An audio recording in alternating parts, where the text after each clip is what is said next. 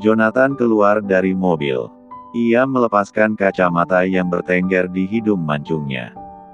Lama ia menatap rumah yang penuh dengan kenangan setelah beberapa bulan terakhir ia tinggalkan. Rumah ini masih sama, penuh kenangan yang tidak akan pernah aku lupakan.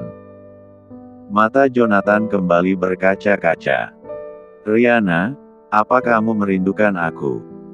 Kenangan bersama Rihanna masih terngiang di kepalanya. Ia teringat pertama kali membawa Rihanna datang ke rumah ini, walau ditolak oleh Amelia dan Jen, tetapi wanita itu tetap memilih hidup bersamanya dan meninggalkan keluarga lamanya. Namun, sekarang wanita yang begitu ia cintai sepenuh hati, malah berpindah ke lain hati dan melupakan dirinya begitu saja setelah banyak hal yang mereka alami. Sampai hari ini Jonathan masih tidak terima Rihanna meninggalkannya demi Regan. Bahkan ia dipaksa untuk menghadiri sidang perceraian, walau Jonathan sudah menolak berkali-kali. Rihanna, bagaimanapun kamu memperlakukanku, aku akan tetap mencintai kamu, ujarnya. Dengan langkah gontai, Jonathan berjalan menuju teras rumah yang tampak lengang. Helaan napas panjang lolos dari bibirnya, seolah udara sore itu terlalu berat untuk dihirup. Setiap sudut rumah ini menyimpan kenangan yang tak mampu dihapus waktu. Bahkan suara lembut Rihanna yang dulu menghiasi ruang-ruang rumah itu masih terngiang jelas di telinganya. Tangannya bergetar saat menyentuh gagang pintu. Apakah kau tahu, Rihanna? Setiap kali aku kembali ke sini, bayanganmu selalu menyambutku lebih dahulu daripada siapapun, bisiknya lirih, nyaris tak terdengar oleh dirinya sendiri. Ia membuka pintu perlahan, mengizinkan kenangan masa lalu kembali menyeruak tanpa ampun. Ruang tamu itu masih seperti dulu, sofa warna krem, vas bunga kering di atas meja, dan figura foto mereka yang masih terpajang rapi di dinding. Wajah Rihanna dalam foto itu tersenyum lembut, memandang ke arahnya seolah mengejek luka yang belum sembuh. Jonathan duduk di sofa, menunduk, lalu meremas rambutnya dengan frustasi. Air mata yang ia tahan sejak tadi tak mampu membendung. Andai waktu itu aku tidak kecelakaan, kamu pasti tidak akan pernah meninggalkan aku seperti ini. Tak ubah terkadang Jonathan menyalahkan dirinya atas perpisahan yang tidak ia inginkan itu. Berhenti menyalahkan dirimu, ucap seorang wanita masuk dan berjalan ke arah Jonathan. Jonathan mengangkat kepalanya dan menatap wanita cantik yang membantunya bisa berjalan kembali itu. Kamu masih punya kesempatan untuk merebut Rihanna kembali, ujarnya. Ingat, tujuanmu kembali ke Indonesia. Segera Jonathan menyeka air matanya dengan kasar. Ia mengangguk patuh. Terima kasih sudah mengingatkanku kembali, ujarnya. Wanita itu duduk di samping Jonathan sembari menyilangkan kedua kakinya. Ia tersenyum licik. Tujuan kita sama, ucapnya. Tapi, kamu harus hati-hati, Regan bukan orang yang bisa kamu remehkan. Dia punya uang, dia punya kuasa. Dia bisa melakukan apa saja. Tapi, kamu punya cinta untuk merebut milik kamu. Tukasnya penuh penekanan, meyakinkan Jonathan bahwa apa yang mereka rencanakan sejak awal memang akan berhasil. Aku tahu, sahut Jonathan. Tapi, kali ini dia tidak bisa melawanku karena Rihanna masih mencintaiku, ucap Jonathan, yakin. Rihanna turun dari mobil. Hari ini wanita cantik itu jalan-jalan ke mall bersama sahabatnya untuk membeli perlengkapan bayi. Sementara Regan tengah disibukkan dengan pekerjaan yang menumpuk karena ia sempat cuti beberapa hari untuk menemani sang istri yang tengah mengalami ngidam. Pelan-pelan, Nona muda, goda Emma sahabat baik Rihanna. Rihanna tersenyum sambil menggelengkan kepalanya. Berasa mimpi bisa nemanin Nona muda belanja. Semoga saja kecipratan, nanti dinikahi duda kaya juga. Emma tertawa lebar. Keduanya berjalan masuk, Tak ada yang banyak tahu bahwa Riana adalah istri dari pengusaha nomor satu di kota itu karena Riana memang sengaja menyembunyikan identitas aslinya. Ia tak mau dihormati hanya karena dirinya istri Regan. Ia ingin menjadi dirinya sendiri. Langkah-langkah ringan Riana menyusuri lantai marmer pusat perbelanjaan yang mengilap.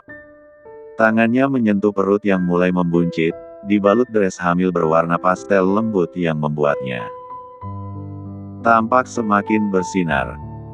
Senyum hangat tak lepas dari wajahnya, seolah dunia kini penuh warna sejak kehadiran malaikat kecil di dalam rahimnya. "Emma, kamu jangan terlalu keras bicara, ya," bisik Riana seraya melirik kanan-kiri. "Aku tidak mau jadi pusat perhatian." Emma yang tengah sibuk memilih-milih stroller bayi mendongak, terkekeh pelan. "Tenang saja, Nona. Aku tidak akan teriak-teriak kalau kamu istri Tuan Regan," bisik Emma. "Tapi susah juga, iya. Wajahmu itu bukan wajah orang biasa." Aura ibu pejabatnya kebangetan. "Dih." Riana memutar bola matanya malas. Mereka berhenti di salah satu toko perlengkapan bayi mewah. Interior toko tampak anggun dengan nuansa putih gading dan aksen emas. Seorang pramuniaga segera menyambut dengan ramah. "Selamat siang, Nona. Sedang mencari perlengkapan apa hari ini?" "Selamat siang," sahut Riana. "Saya ingin melihat perlengkapan bayi baru lahir. Tempat tidur, pakaian, dan perintilan lainnya." "Tentu, Nona. Silakan ikuti saya." Emma mendekat, berbisik pelan. "Kamu lihat. Baru juga masuk sudah dipanggil, Nona," dengan tatapan penuh hormat. Meski identitas disembunyikan, aura istri Sultan memang tidak bisa dibohongi. Riana hanya terkekeh pelan, tak menanggapi.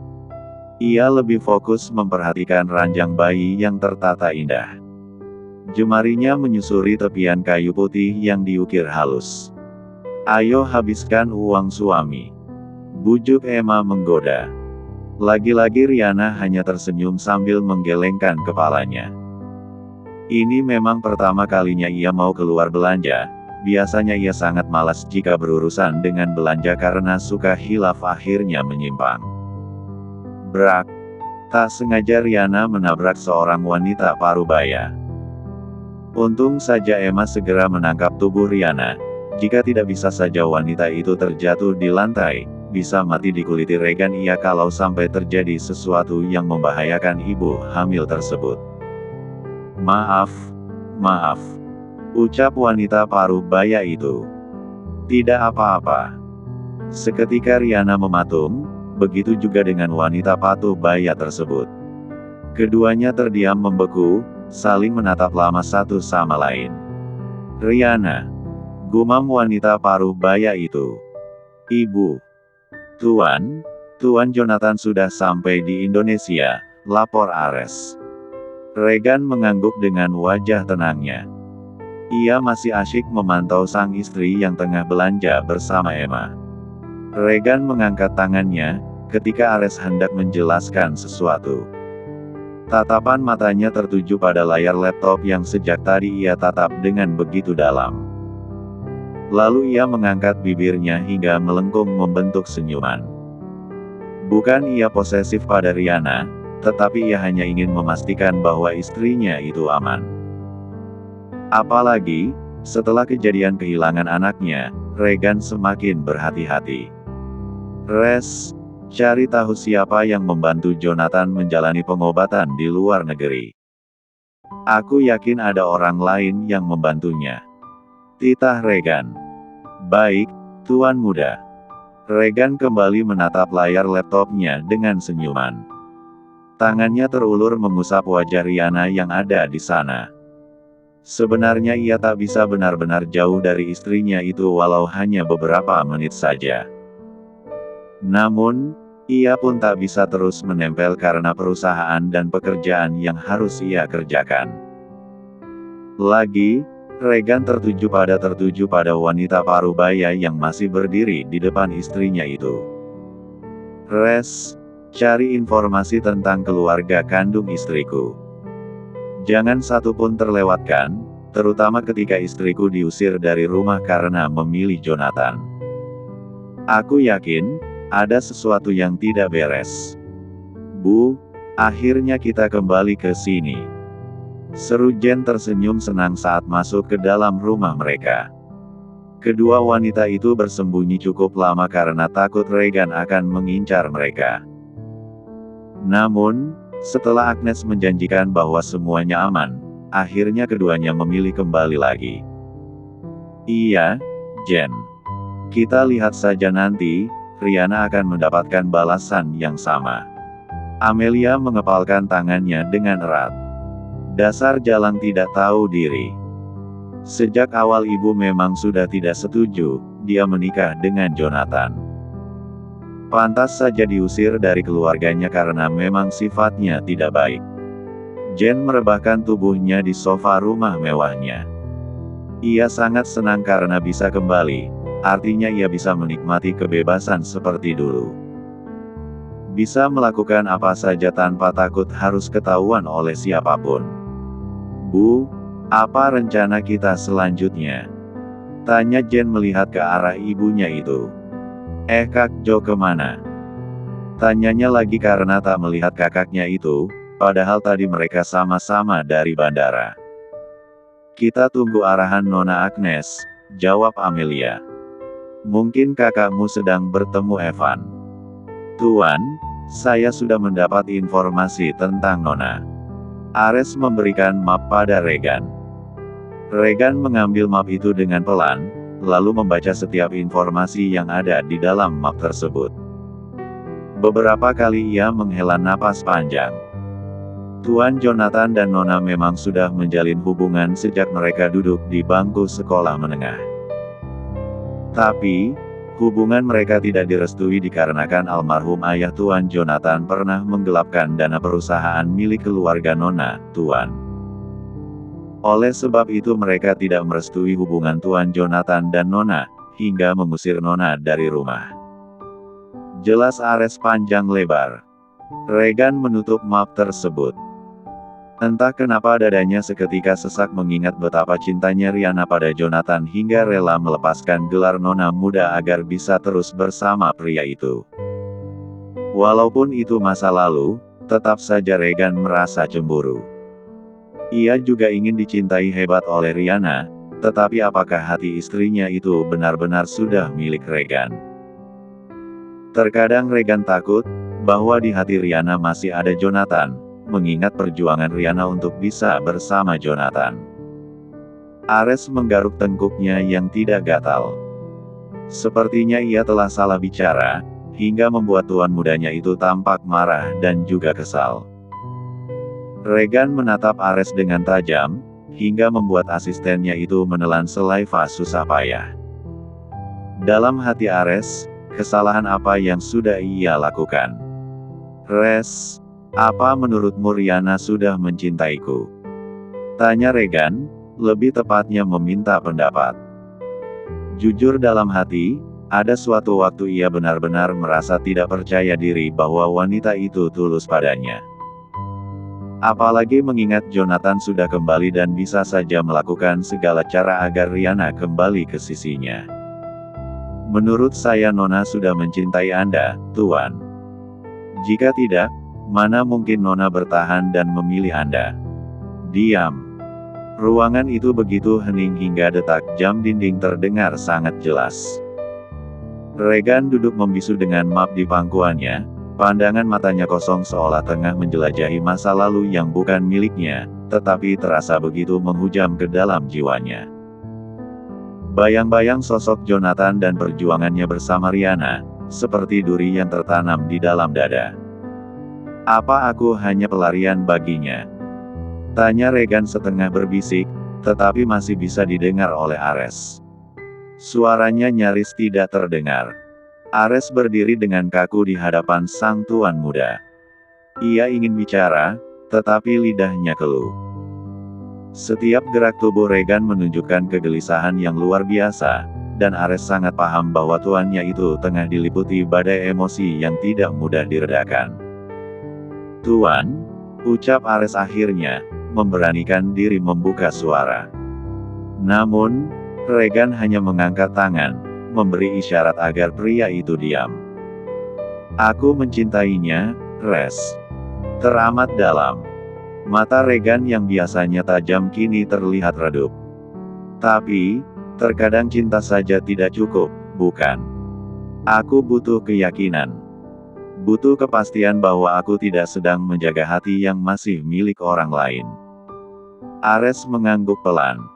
"Saya mengerti, Tuan. Tapi, Anda juga harus percaya pada perasaan Nona Riana. Saya sangat yakin bahwa Nona juga mencintai Anda. Apa kamu sedang menghiburku, Res?" Regan terkekeh. "Tuan, apa Anda meragukan perasaan Nona?" Mendengar pertanyaan Ares sontak saja Regan bungkam. Meragukan? Apakah ia meragukan perasaan istrinya? Tidak, mana mungkin Regan meragukan perasaan wanita baik itu. Ia hanya merasa minder mengingat perjuangan Riana dulu. Apakah ia bisa mendapatkan hal yang sama seperti Jonathan? "Aku tidak pernah meragukan perasaan istriku, Res," sahut Regan, tegas. "Jika begitu, percaya saja pada Nona, Tuan. Sekalipun mungkin banyak yang mengatakan Anda tidak baik, Nona akan berdiri dengan tegak di samping Anda. Meyakinkan Anda bahwa cinta yang tulus masih ada." Riana memutar-mutar cangkir miliknya yang ada di atas meja. Dadanya bergemuruh memalingkan emosi yang membuncah. Entah apa yang sekarang sedang ia rasakan. "Maafkan Mama, Riana." Wanita parubaya itu masih berharap bahwa anaknya mau menerima semua ucapan maaf yang ia lontarkan. Sementara Emma yang notabene orang asing dan tidak tahu apa-apa tentang latar belakang Riana, hanya diam mendengarkan dan menyaksikan pertemuan ibu dan anak itu. "Mama tidak tahu kalau kamu sudah pisah sama Jonathan," ucap wanita paruh baya itu. Riana masih diam, ia berusaha menahan emosi yang membeludak di dalam dadanya agar tidak meledak begitu saja. Ia masih ingat, bagaimana dulu sang ibu mengusirnya dari rumah ketika ia memutuskan menikah dengan Jonathan dan bahkan dengan tega menghapus namanya dari keluarga. Yeni, ibu kandung Riana menggenggam tangan putrinya itu. "Dulu, Mama tidak bermaksud mengusir kamu, hanya saja Mama tidak bisa menerima Jonathan. Ayahnya sudah merusak keluarga kita." Riana memejamkan mata sesaat. Jemarinya masih memutar-mutar gagang cangkir porselen yang kini sudah dingin. Ia tidak menyesapnya, bahkan sejak pertama diletakkan di meja. Bukan karena tidak suka, tetapi karena dadanya terlalu sesak untuk bisa menikmati apapun. Di hadapannya, duduk seorang wanita parubaya dengan rambut yang mulai memutih di sisi pelipis. Wajahnya menunjukkan penyesalan yang begitu dalam, penyesalan seorang ibu yang telah mengusir anaknya. Emma, sang sahabat, hanya duduk di ujung kursi, tak berani mengeluarkan sepatah kata pun. Ia tahu ini adalah ruang yang hanya bisa diisi oleh dua hati yang pernah terluka karena cinta dan luka dari masa lalu. Mama tahu kamu masih marah. Mama tidak bisa melihat kamu terus diintimidasi oleh keluarga Jonathan." Riana masih diam. Sorot matanya tajam, tetapi berkaca-kaca. Ia ingin berteriak, ingin meluapkan semua yang mengganjal di dada, namun ia tahu, melontarkan amarah tidak akan mengubah apapun. Yang sudah terjadi, sudah terjadi.